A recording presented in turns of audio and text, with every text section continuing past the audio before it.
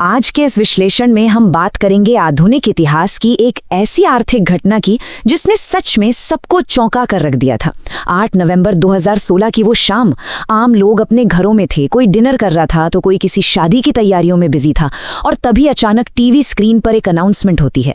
बस एक ही झटके में देश की पूरी अर्थव्यवस्था की तस्वीर बदल जाती है। आज हम इसी के पीछे की असली कहानी, दावों और जमीनी हकीकत को डीकोड करेंगे। स्क्रीन पर ये जो नंबर है ना 86, ये सिर्फ एक मामूली नंबर नहीं है। जरा सोचिए, ये देश की उस कुल करेंसी का प्रतिशत है जो रातों रात, लिटरली एक ही शाम में रद्दी के कागज में तब्दील हो गई। हम यहाँ लगभग 15 लाख करोड़ रुपए के कैश की बात कर रहे हैं। जो पैसा लोगों की अलमारियों में, दुकानों के गल्लों में रखा था, वो अचानक सिस्टम से गायब कर दिया गया।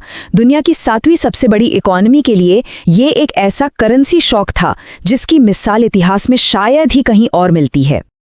अब अगर हम इस टाइमलाइन को देखें तो ये पूरी घटना किसी सस्पेंस थ्रिलर से कम नहीं लगती।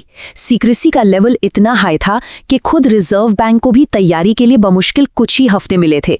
देखिए, सितंबर 2016 में आरबीआई गवर्नर रघुराम राजन का जाना और उर्जित पटेल का आना, ये एक तरह से शुरुआत थी। फिर अक्टूबर आते आते नासिक और देवास की प्रेस में टॉप सीक्रेट तरीके से नए नोट छपने लगे। वहां काम करने वालों के फोन तक जब्त कर लिए गए थे। 8 नवंबर की सुबह आरबीआई बोर्ड को ऑफिशियली बताया जाता है और बिना किसी लंबी बहस के पेपर साइन हो जाते हैं। शाम 5 बजे कैबिनेट को एक कमरे में लॉक कर दिया गया, सबके मोबाइल ले लिए गए और फिर रात 8:15 बजे देश को अचानक ये खबर मिलती है। लेकिन इस पूरे बदलाव के पीछे एक बहुत बड़ा लॉजिस्टिकल नाइटमेयर छुपा था। पुराने 500 और 1000 के नोटों को अगर हम इन नए गुलाबी 2000 के नोटों से कंपेयर करें तो इनका साइज बिल्कुल अलग था। और ये सिर्फ डिजाइन का चेंज नहीं था, इसका सीधा सा मतलब ये था कि ये नए नोट देश की लगभग 2 लाख एटीएम मशीनों में फिट ही नहीं हो सकते थे। उन सभी मशीनों को दोबारा कैलिब्रेट करना पड़ा। ये कोई छोटा काम नहीं था, इसमें बहुत समय लगा और नतीजा ये हुआ कि पूरे देश में कैश की भारी किल्लत हो गई। और इस कैश की किल्लत की जो जमीनी हकीकत थी, उसकी मानवीय कीमत बहुत भारी थी। पूरे देश में एटीएम के बाहर किलोमीटरों लंबी लाइनें लग गईं। यवतमाल के एक कपास किसान को देखिए या चेन्नई की एक 72 साल की विधवा को। ऐसे कई आम लोगों ने अपनी जीवन भर की जमा पूंजी और रोजी रोटी खो दी क्योंकि वे सही समय पर नोट नहीं बदल पाए। अस्पतालों में पुराने नोट रिजेक्ट हो रहे थे, मरीजों को इलाज के लिए जूझना पड़ा, किसानों की फसलें बाजारों में पड़ी रह गईं। और जो रिपोर्ट सामने आईं, उनके मुताबिक इस पूरे क्राइसिस से जुड़ी 100 से ज्यादा मौतें दर्ज की गईं, जिनमें कई लोगों ने तनाव या घंटों लाइन में खड़े रहने की वजह से अपनी जान गंवा दी। इस भारी अफरा तफरी और संकट के बीच देश के प्रधानमंत्री ने जनता से एक अपील की। उन्होंने कहा कि सिस्टम से काले धन को हमेशा के लिए खत्म करने के लिए हमें ये शॉर्ट टर्म दर्द सहना होगा।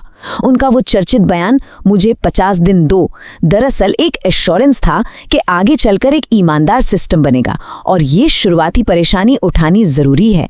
और सच कहें तो देश के आम लोगों ने इस वादे पर भरोसा किया और घंटों लाइनों में इंतजार करना एक्सेप्ट भी किया। लेकिन एक तरफ जहां आम इंसान लाइनों में खड़ा था, वहीं जिन लोगों के पास सच में ब्लैक मनी थी, उन्होंने सिस्टम के लूपहोल्स बहुत तेजी से ढूंढ लिए। जनधन खातों का इस्तेमाल इसका एक क्लासिक उदाहरण है।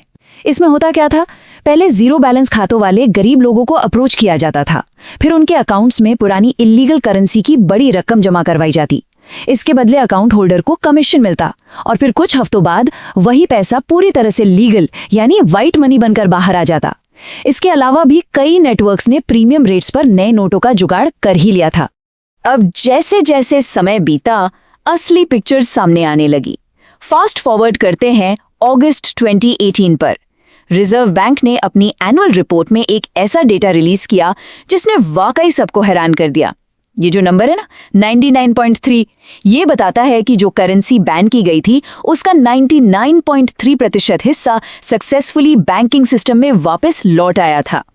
तो इस चार्ट को देखकर असल कहानी समझ आती है। नोटबंदी का जो सबसे मेन गोल था कि काले धन को सिस्टम के बाहर ही ट्रैप करके खत्म कर दिया जाएगा, वो डेटा के हिसाब से फेल हो गया। आप देख सकते हैं 15.31 लाख करोड़ रुपए की बैन हुई करेंसी में से लगभग 15.28 लाख करोड़ वापस सिस्टम के अंदर आ गए। इसका सीधा सा मतलब ये निकाला गया कि या तो देश में उतना ब्लैक मनी कैश में मौजूद ही नहीं था, या फिर भ्रष्ट लोगों ने लूप होल्स का फायदा उठाकर अपना पैसा आराम से बचा लिया। इस चौंकाने वाली हकीकत के बाद जाहिर है काफी तीखी आलोचना हुई।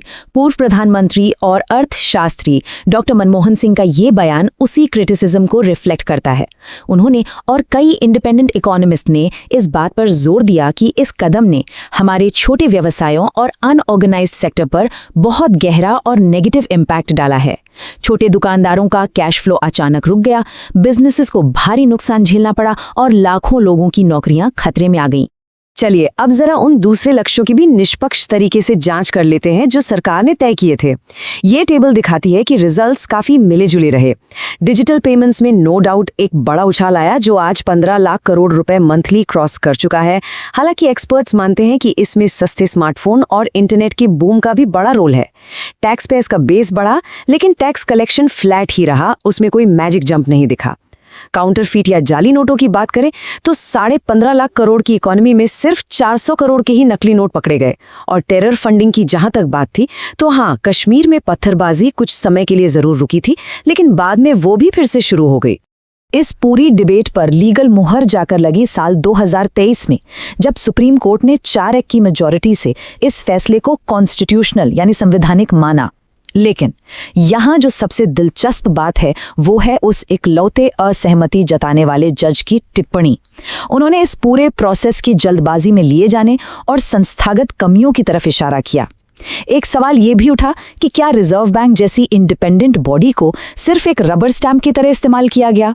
भले ही ये एक अकेली आवाज थी, लेकिन इसने पूरी प्रक्रिया को लेकर कई वैलिड सवाल खड़े कर दिए। तो इस पूरी ऐतिहासिक घटना से हमें क्या समझ आता है? इससे कुछ बहुत ही क्रूशियल फाइनेंशियल लेसन्स मिलते हैं। सबसे पहला तो यही कि सिक्योरिटी के लिए पूरी तरह से सिर्फ कैश पर डिपेंड रहना कितना रिस्की हो सकता है। अचानक आने वाले ऐसे पॉलिसी शॉक से बचने के लिए ये सीखना बहुत ज़रूरी है कि अपने पैसे को अलग अलग एसेट्स में डाइवर्सिफाई किया जाए, जैसे गोल्ड, रियल एस्टेट, स्टॉक्स और डिजिटल पेमेंट्स। सिस्टम कभी भी बदल सकता है, इसलिए जो लोग नई टेक्नोलॉजी को अपनाते हैं और अपने इन्वेस्टमेंट्स को स्मार्टली फैला कर रखते हैं, वो ऐसे किसी भी फाइनेंशियल तूफान को बेहतर तरीके से हैंडल कर सकते हैं। और फाइनली ये सब हमारे सामने एक बहुत बड़ा सवाल छोड़ जाता है। जब हम सिर्फ डेटा को देखते हैं और उस दौरान हुई इंसानी तकलीफों को देखते हैं, तो क्या लॉन्ग टर्म में डिजिटल इकोनॉमी की तरफ बढ़ने का जो फ़ायदा हुआ वो उस एक रात की तबाही को जस्टिफाई करता है? क्या उस भारी कीमत को चुकाना वाकई में सही था? ये वो सवाल हैं जिनका जवाब शायद आने वाला वक्त और भी साफ करेगा। आज के इस विश्लेषण में साथ जुड़ने के लिए बहुत बहुत शुक्रिया। उम्मीद है आपको इस कॉम्प्लेक्स टॉपिक को समझने में कुछ नई क्लैरिटी मिली होगी।